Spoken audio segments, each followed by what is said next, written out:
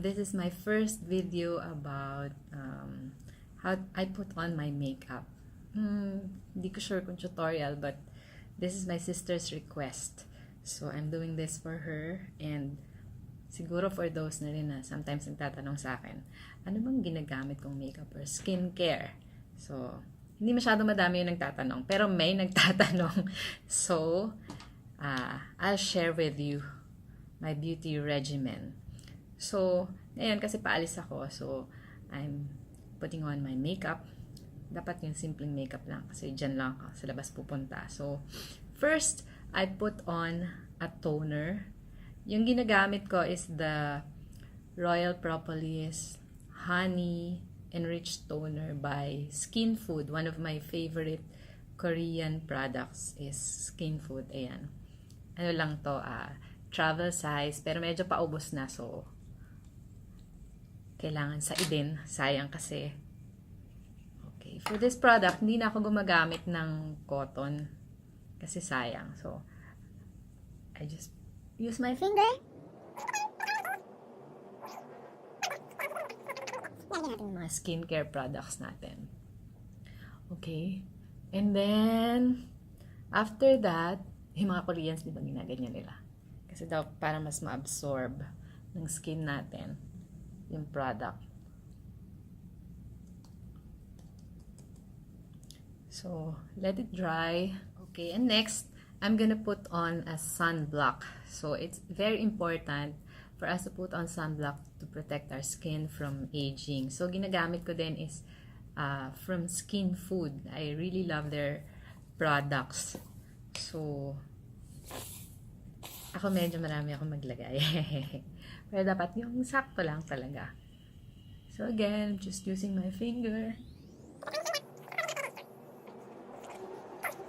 Gawin yun.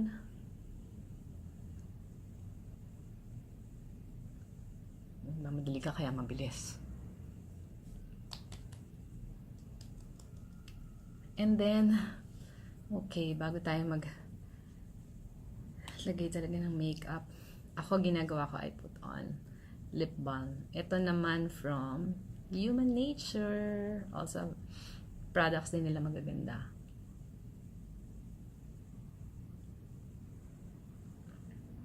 Okay, so, before tayo maglagay ng lipstick mamaya. Okay, so now, I'm going to put on,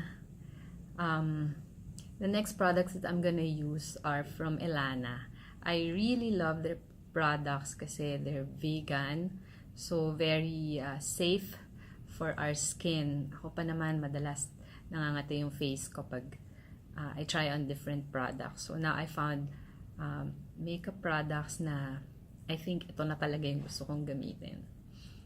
So Ellana, I'm gonna put on the lip and cheek gel or tint. So, ito maganda kasi pang natural, parang no makeup look, kung gusto mo. So, just...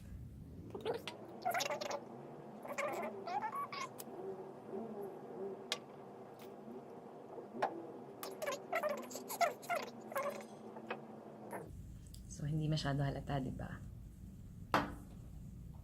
Okay. So, ngayon naman, I'm going to put on the yung kanilang mineral powder. This one is foundation concealer na siya. See, ang ganda ng ito kasi binibili ito ng separate yung kanilang jar, and then separate din yung powder, yung loose mineral powder. Ang maganda dito, ayan o. Okay, so may side na pwede mong i-close para hindi matapon pag hindi mo ginagamit. Okay? Pero pag gagamitin mo, you just open it. Charan! And then, you put, ayan, yung amount lang na gagamitin mo. So, yun. Konti lang, hindi masyadong madami. I also bought their brush. Ito, ang ganda ng brush nila. Charan! And I love it. Sobrang soft. Medyo mahal, $7.99 pero, or $8.99, I forgot. Okay.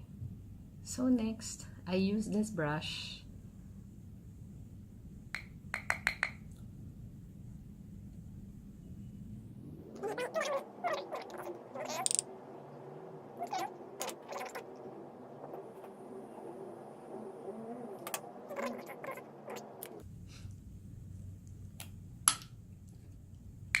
And then sa nose.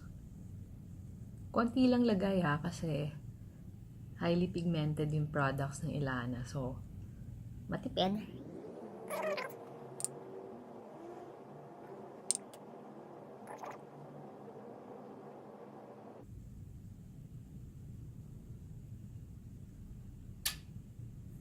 And then, sa other parts naman, I use this part of the brush.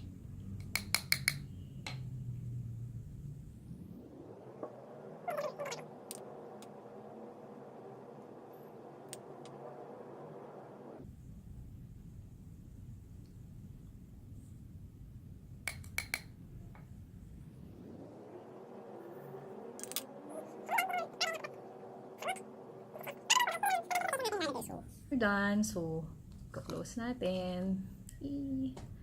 Para hindi matapon. By the way, ito pala. You can use this as a mirror. Ayan o. Kita niyo yung kamay ko. Ang galing, di ba? Okay. So, now, meron na tayong, kita niyo ba? Yung difference. Gumaganda na ako. Ngayon naman, let's go to the kilay. So, I use this brush, spoolie. Medyo susuklayin. Yung kilay ko, wala talaga akong kilay eh. Tingnan nyo. Tapos hindi siya pantay. So, ang hirap. The struggle is real. Sa kilay naman, meron na din yung Ellana, pero bago lang, hindi pa ako nakakabili. But, so for now, I'm using the Loreal Brow Artist. So, ayan. Maganda rin siya. So, charan! Ito yung kanilang brush. Then you put it there. Tapos, open it. I'm using the, I think, ivory to. Dark brown. So, use this brush. Yan. Ganyan siya. For my kilay. Meron akong mirror ha. Hindi pa ako masyadong magaling magkilay. So, still in the process of learning. Gusto ko sana yung medyo natural yung look. Sometimes, nakukuha ko maganda. Sometimes hindi. Haha.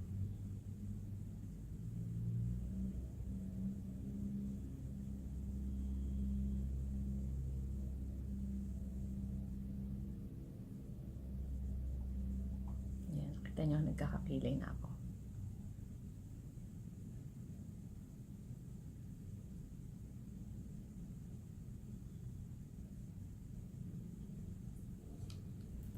Pag may sobra ng konti, pwede namang punasan.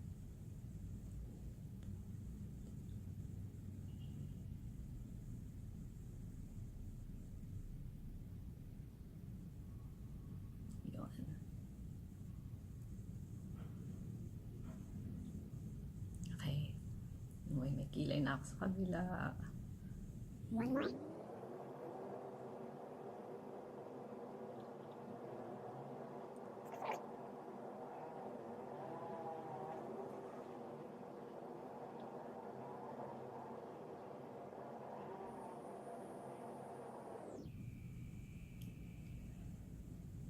Yan, pantay ba? Aha. So, hindi naman kailangan super pantay. Kasi, hirap eh.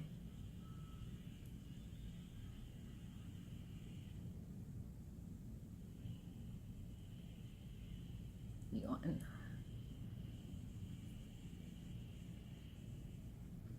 Okay. And then after that, iba-brush ko lang ulit para masyado kasi makapal ako maglagay. So, brush lang natin para Hindi masyadong super dark. And then, para magmukhang kahit papano natural. Diba? Then you just remove the excess kung meron. The power of the hands.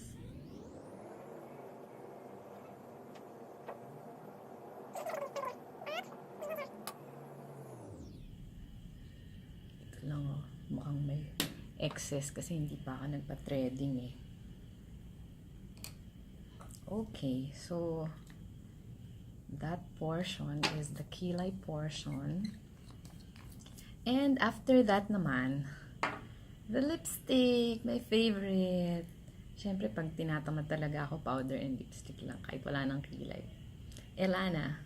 So, yung kanilang lip in luxe, it's very nice kasi it's waterproof, smudge-proof, kiss-proof. So, usually, matagal talaga siya magstay. Hanggang gabi magsistay. Except if you eat oily food. Yun, pagka na-oilyhan na yung lips nyo, that's the time na it starts to be removed from your lips. So, yun.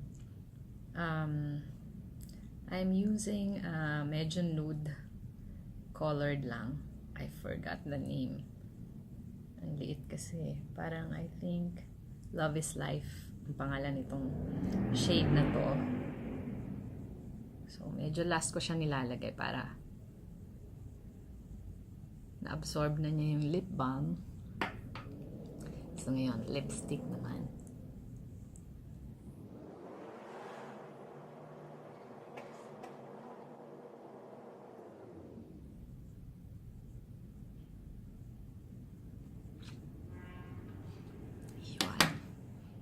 Ganda ng shade.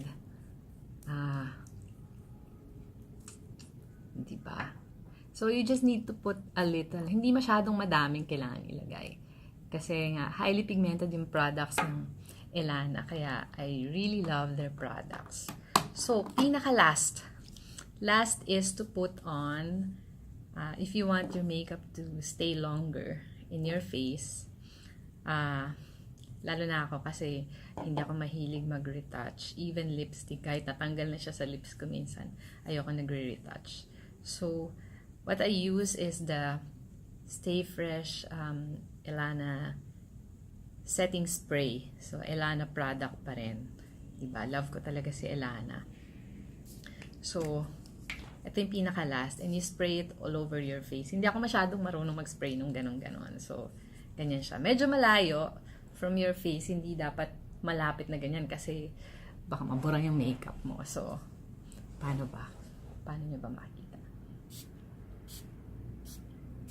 Yan. Kita nyo? So, ayan. So, medyo nag-miss ng konti yung face ko. And then, maya-maya, syempre, hintayin natin matuyo. And after matuyo, ready to go. Ang ganda-ganda na natin. Diba? So, I hope you learned something. And I was able to share my favorite products, Ellana, Skinfood, Human Nature. So,